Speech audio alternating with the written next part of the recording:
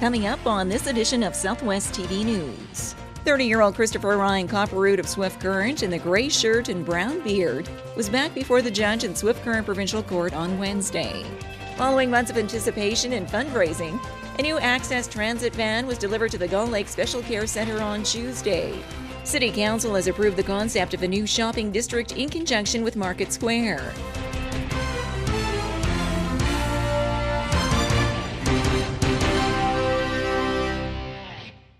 Thanks for joining us here today. An arson case involving a Swift Current man has wrapped up in Provincial Court. We have more in today's top story. 30-year-old Christopher Ryan Copperroot of Swift Current in the gray shirt and brown beard was back before the judge in Swift Current Provincial Court on Wednesday. Copperroot faces 3 counts of arson with disregard to human life and 3 counts of arson causing property damage, all in connection to 6 fires in the 500 block of Robert Street East in Swift Current earlier this year. Following a discussion by the Crown, the judge agreed to Copperroot's release on strict conditions. This includes keeping the peace, not possessing any matches, lighters, or other ignitable materials, maintaining a curfew, having no alcohol or drugs, must reside in a residence approved by the court, and when visiting Swift Current, to be in the company of a responsible adult.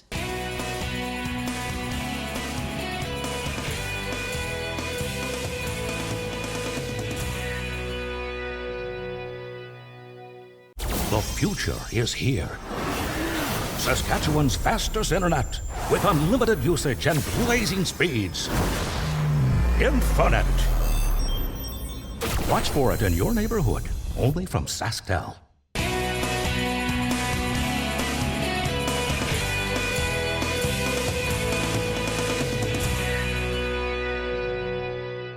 The community of Gull Lake is an updated form of transportation for its local residents. We have more in this report. Following months of anticipation and fundraising, a new access transit van was delivered to the Gull Lake Special Care Center on Tuesday.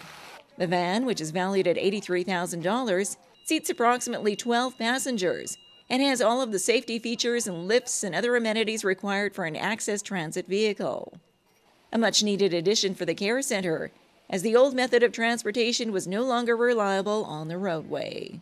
I think it's had a few farm fixes on the old one. I think we had a little bit of, that old-fashioned tie it together with a little bit of twine or whatever now and then to keep it going. It's left a few people sort of stranded where they've had to manually do some things. So in comparison, I don't know that there is a comparison.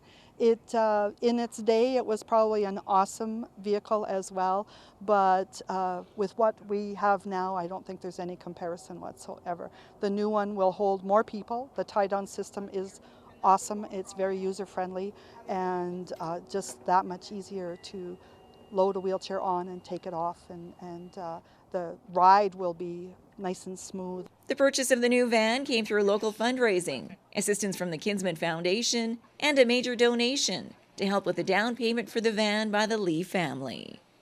We just always try and find things that will benefit the community as much as possible. So we heard about this and they asked if we could raise some money for them. So we just did our part and keep the community rolling. Well, our mom was a resident here until about a month ago. And because we travel back and forth from Swift Current all the time, it just wasn't reliable. Not that this van wasn't totally reliable, but I mean, it just needed to be upgraded. So we just thought, we didn't realize we were going to move her, and we said, well, we'll match what they do here. And let's get started from there.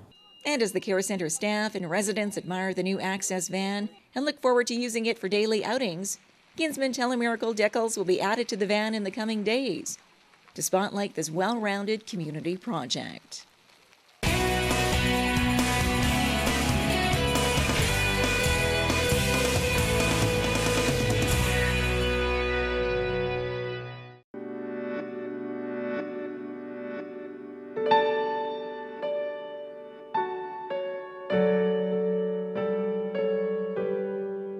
hopefully that as we hear the stories and see the stories of how people are giving for good, how people are affecting positive change, we'll be able to then reflect on our own lives and see indeed, what can we do to give for good? And even more than that, what are we doing to give for good? What are we doing to affect change? And as we notice that in our lives, I think we will find that we are our own inspiration to even give more for good, to affect more change. And as we see what people are doing, I mean, many times it'll be, hey, that's something that, you know, I saw somebody doing just that. Or you know what? Something similar to that happened in my life. You know, what they did for that person, somebody did for me so long ago, and that's inspired me to do this, and the next thing. So I think the give for good thing, the inspiration behind it and the motivation for each of us to actually take a look at ourselves, see what we are doing for good, and to draw inspiration from that to give for good even further, I think that's a whole big part of it.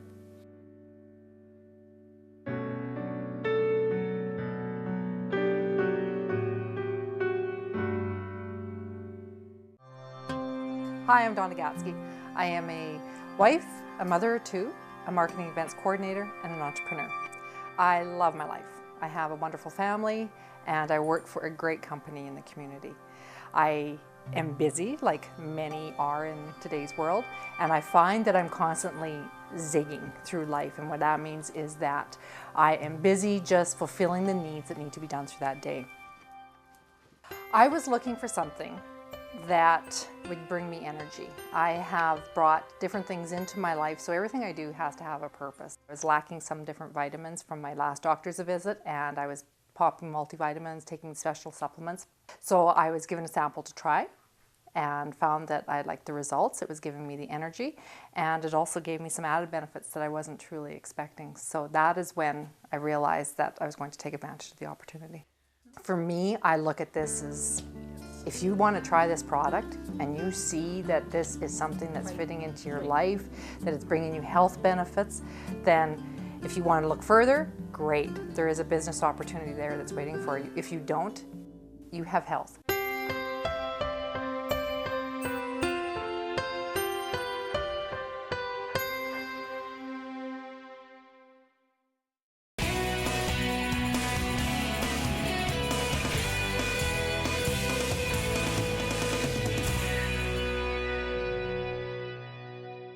2014 was Swift Current's Centennial year, and now the city has announced a legacy project. Changes are on the horizon for Swift Current's downtown. City Council has approved the concept of a new shopping district in conjunction with Market Square. The former museum building on Chaplin Street East, which was sold in 2008 and then repurchased by the city last November, will now be demolished by the end of April, making way for a new Centennial legacy project. Following a donation of $50,000, the site will soon be known as the Frank Rempel Centennial Plaza, a project which culminates the plans of Swift Current Centennial Committee. We've always wanted to have a project, a legacy project, if you will, that would be something that would commemorate our centennial for years to come.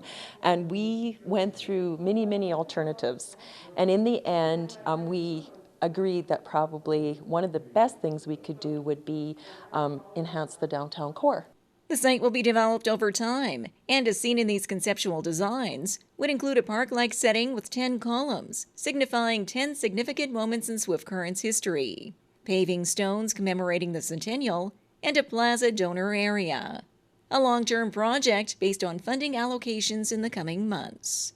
We have some capital that was allocated from the last year from the Centennial legacy project that was left over, that will be directed towards that, and the remaining funds will come from the sponsorship.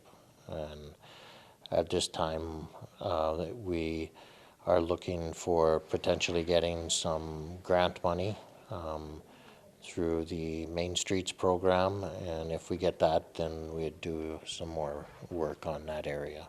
And as far as the city's overall investment, Marcus says other than the purchase of the building at $190,000, other funding sources will cover the majority of the legacy project. I guess if and when some of those other options that were on display in there were to move forward, it might involve some capital monies that the city would have to allocate, but that's to be decided at a future date. the work to make that a usable space is not involving any taxpayer money at this point in time. Demolition of the old museum building will commence in the coming weeks, with plans to have the site cleared of debris and paved in time for the 2015 Market Square season, which launches in June.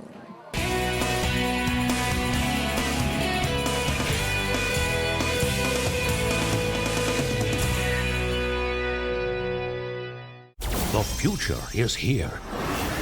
Saskatchewan's fastest internet with unlimited usage and blazing speeds.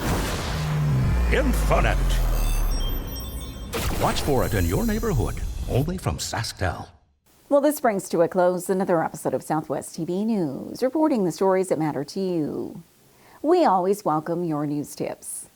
You can always reach us here by phone at our studio or by email to contact us at southwesttvnews.com. Also, be sure to join us daily online for the latest news from across Southwest Saskatchewan and so much more at MyLocalTV.ca. And be sure to follow us on a range of social media. Thanks for joining us here today. I'm Carol Andrews.